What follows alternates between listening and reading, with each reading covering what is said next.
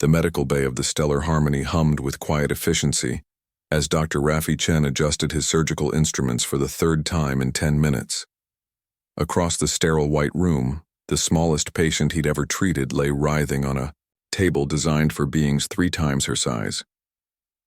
Alvina of the Kethmori warrior caste stood barely 2 feet tall, her chitinous exoskeleton gleaming purple-black under the medical lights.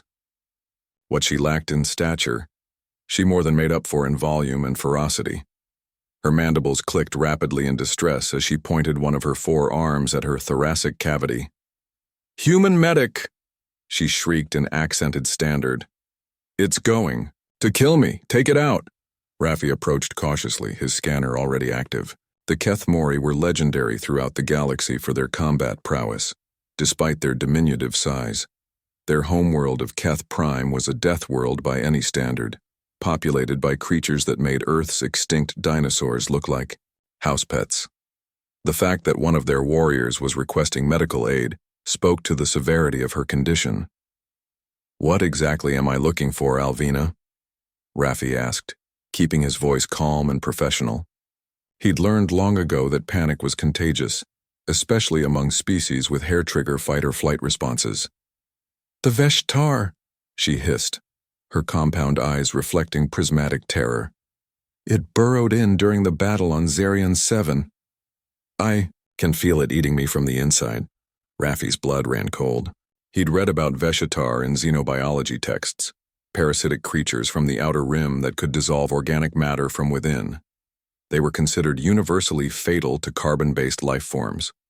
No known species had ever survived an infestation. The scanner beeped softly as it completed its analysis. Raffi stared at the readout, his eyebrows climbing toward his hairline. There, nestled against Alvina's primary heart, was indeed a Veshatar larva. It was roughly the size of a human thumb, pulsing with bioluminescent veins as it fed on her circulatory fluid. "Well," Alvina demanded, her secondary arms gripping the edges of the medical table. "Can you remove it, or should I request an honorable death?" Raffi set down the scanner and reached for his surgical kit. "I can remove it," he said simply. "Impossible." Alvina's antennae twitched in agitation. "The Veshatar is death incarnate. It has claimed warriors from a dozen species across the rim. The Zephyrian Empire lost an entire battalion to a single specimen." "Maybe," Raffi replied, pulling on his surgical gloves. "But they weren't human." As he prepared his instruments, Raffi reflected on the peculiarities of human physiology that had become legendary throughout the galaxy. While other species had evolved specialized advantages, the Altarians had natural armor, the Vorthan possessed incredible strength, the Kethmori had lightning reflexes. Humans had evolved something far more unusual: adaptability. Human immune systems were notorious for their aggressive, almost reckless approach to threats. Where other species' bodies would shut down in the face of unknown pathogens, human immune systems would wage total war, learning and adapting with frightening speed. It was why humans could eat foods that would poison most galactic species, survive in environments that would kill others, and recover from injuries that would prove fatal to seemingly more robust aliens. The Veshtar works by suppressing the host's immune response, Raffi explained as he made the first incision in Alvina's exoskeleton. It secretes compounds that essentially convince the host's body that it belongs there. Yes, Alvina chittered impatiently. "That's why it's invariably fatal." "For most species," Raffi agreed. "But human immune systems are different. We're stubborn. When something tries to tell our bodies to ignore a threat, we tend to get suspicious and fight harder." He carefully parted the chitinous plates of her carapace, revealing the soft tissue beneath. The Veshatar was clearly visible, its translucent body wrapped around one of Alvina's major blood vessels, like an obscene jewelry piece. "I still don't understand how this helps me," Alvina said through gritted mandibles. Raffi smiled grimly as he prepared a syringe filled with a clear fluid. "Blood transfusion. I'm going to replace about 30% of your circulatory fluid with my own blood. My immune cells will recognize the Veshtar as a foreign invader and attack it." "Your blood could kill me." "It might," Raffi admitted. "But the Veshtar definitely will. This way, You have a chance. For a moment, the medical bay fell silent except for the soft hum of life support systems. Then Alvina's compound eyes focused on Raffi with new intensity. You would risk killing me to save me?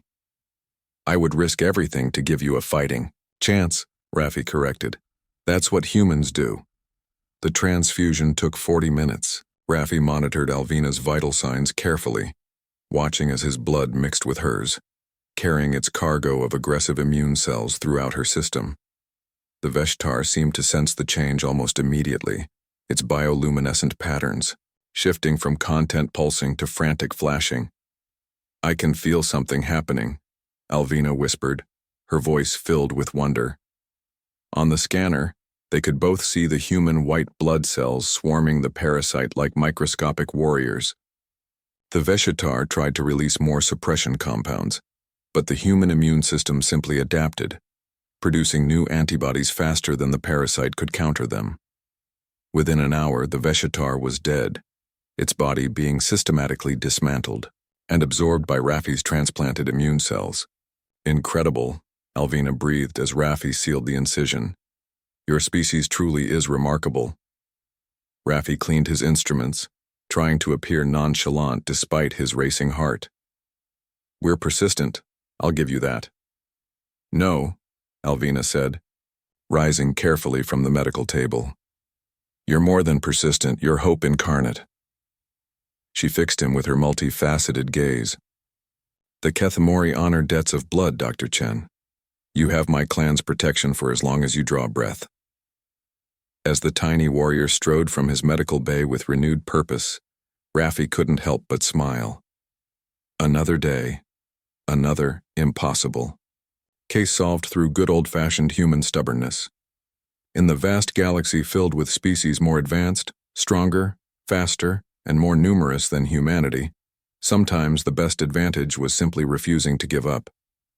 The Veshtar had never encountered a species whose immune system treated impossible as a personal challenge. Today, impossibility had lost,